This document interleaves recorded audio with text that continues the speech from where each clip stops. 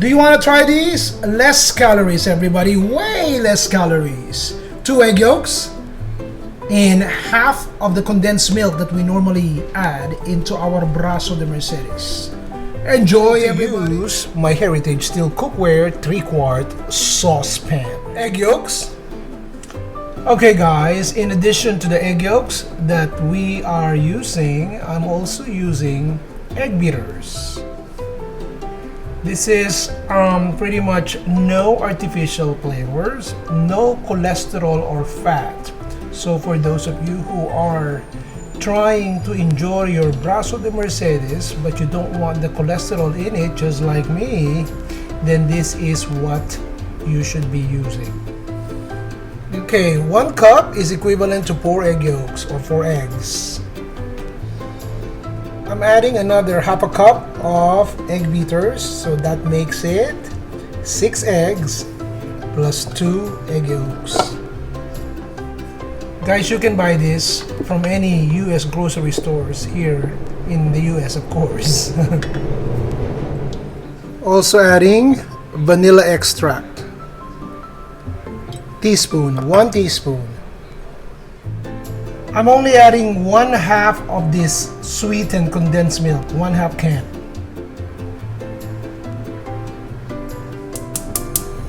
Okay, we will use low heat, everybody, low heat.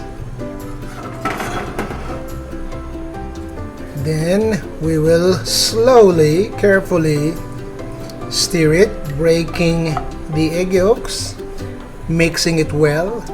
Continue to do that until this becomes thick. About 7 minutes into cooking, non-stop stirring, everybody, okay? Just keep on stirring using a wooden spoon. If you notice, namumuo na po siya. Guys, look at this. Low heat. And once in a while, pag nakikita ko po medyo nag-release ng usok ng heat, I will remove the saucepan from the heat, making sure na hindi nasusunog yung nasa ilalim. So continuous, non-stop stirring. After 10 minutes, remove it from the heat. Turn off the stove and we will cool this down.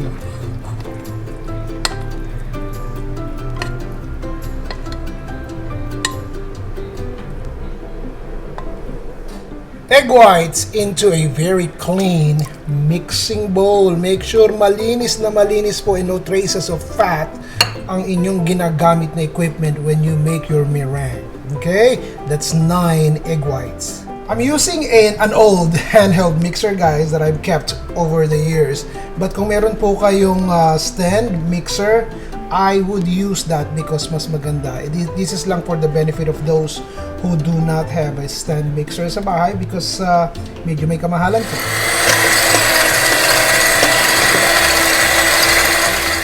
Dagdag muna tayo ng 1 teaspoon cream of tartar. Ito po ang cream of tartar. This is a stabilizer para maging stiff at may volume ang inyong meringue. Cream of tartar, everybody. About 1 minute into whisking the egg whites with the cream of tartar, idadagdag ko po unti-unti ang ating 1/2 cup ng sugar. Alright, so fraction muna. And then we go back to using number 3, which is the middle number 3, and continue to whisk it.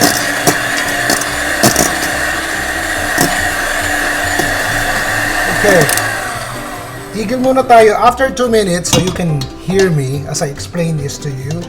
I will add the other fraction of the white sugar and then I will continue to whisk this using the medium number 3.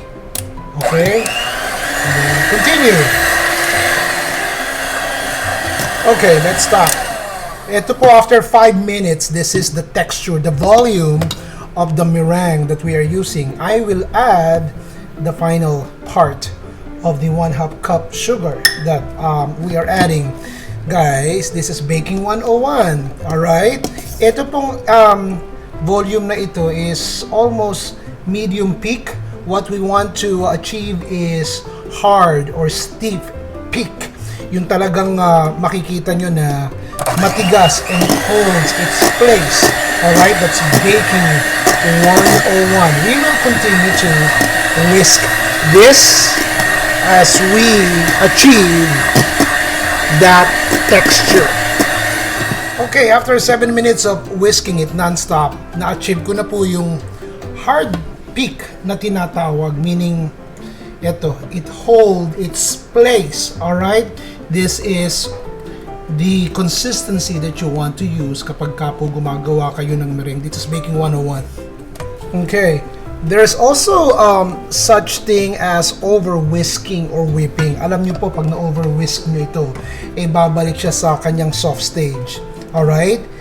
One of the most important things that I've learned when I was going to culinary school is the how important it is to maintain your baking equipment when it comes to making your meringue. How important it is to keep it clean, impeccably clean. Number one, kapag po may mga traces of fats ang inyong ginagamit o madumi, hindi po magkakaroon kayo, you will never achieve a volume like this kasi madumi o may traces of fat.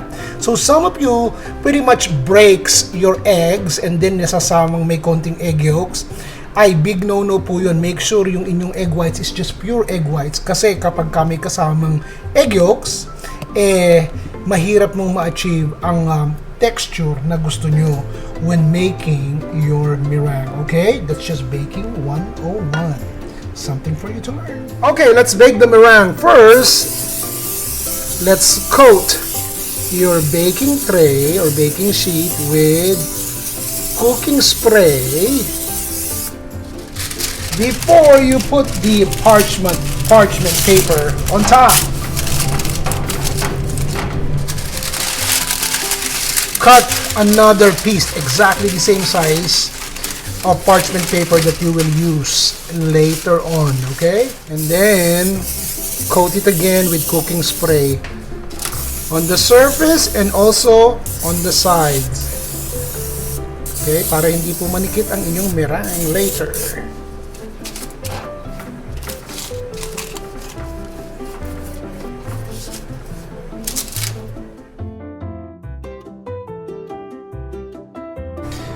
Okay, make sure the surface and the texture is even. Alright, so when you roll it with the filling later, hindi yung some parts makapal, some parts manipis, right? Kasi eto, kapag after you bake it, makikita nyo na kung ano yung result ng ginawa nyo.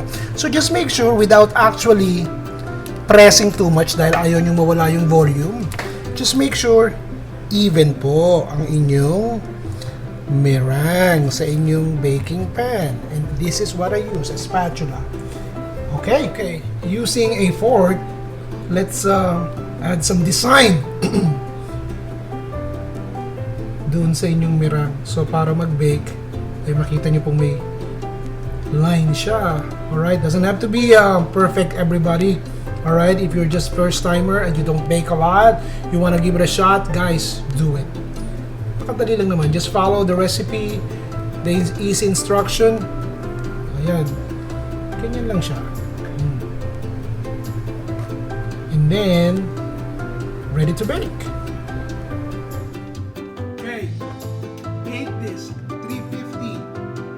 Oven rack right in the middle of the oven. Till it's done. Okay. Here you go, guys. 12 minutes. 350 degrees. Oh, it's hot. It's hot.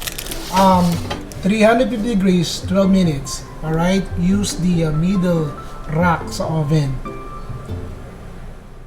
Alright, we're going to cool this down first, everybody. Okay? Munang galawin. Leave it alone. You have to cool the meringue completely. At mapapansin nyo po, pag ready na yan, it pretty much detaches itself from the parchment paper, assuming na kinote nyo po ng cooking spray. Kasi itong part na to, hindi ko na-coat. Alright? Medyo sumama. So make sure you coat it completely with cooking spray para it detach it itself at malinis. And then lagyan natin ng, dapat po talaga powdered sugar pero wala akong powdered sugar. So regular sugar lang yung nilagay ko dun sa taas. Okay? And then put the other parchment paper that you pre-cut earlier. Use another baking tray and invert it. And then slowly remove the parchment paper that you originally used when you first bake it. Okay, look at this. This is how we are going to place our filling, or how are we going to fold it from. Alright, so slowly add your filling thinly.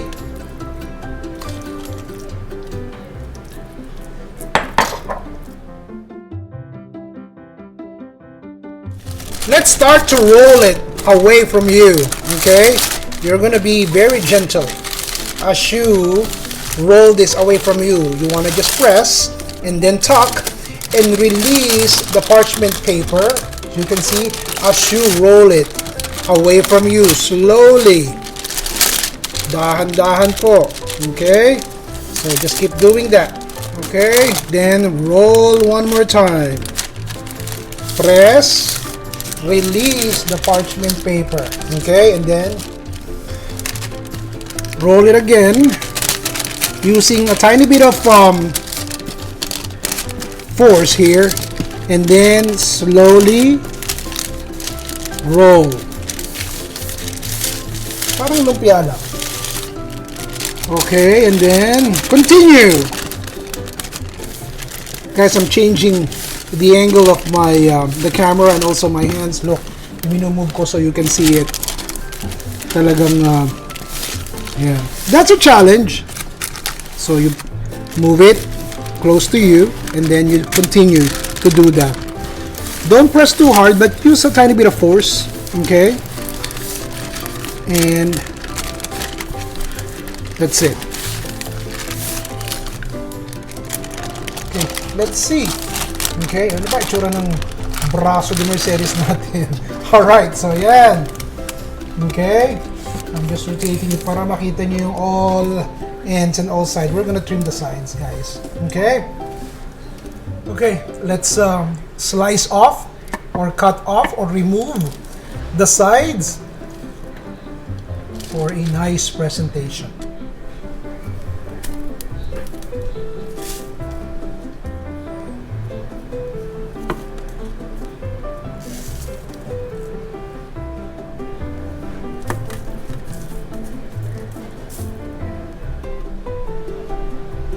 Brazo de Mercedes, everyone. Enjoy. Okay, everybody, thank you very much for watching the cooking video. You can expect there will be a lot more cooking videos coming your way. To all the new subscribers of Chef Ron Bilaro YouTube channel, maraming salamat po and welcome. Shout out to my Instagram friends, and syempre hindi ko malilimutan ang mga followers, especially mga new followers ng Chef Ron Bilaro Facebook page.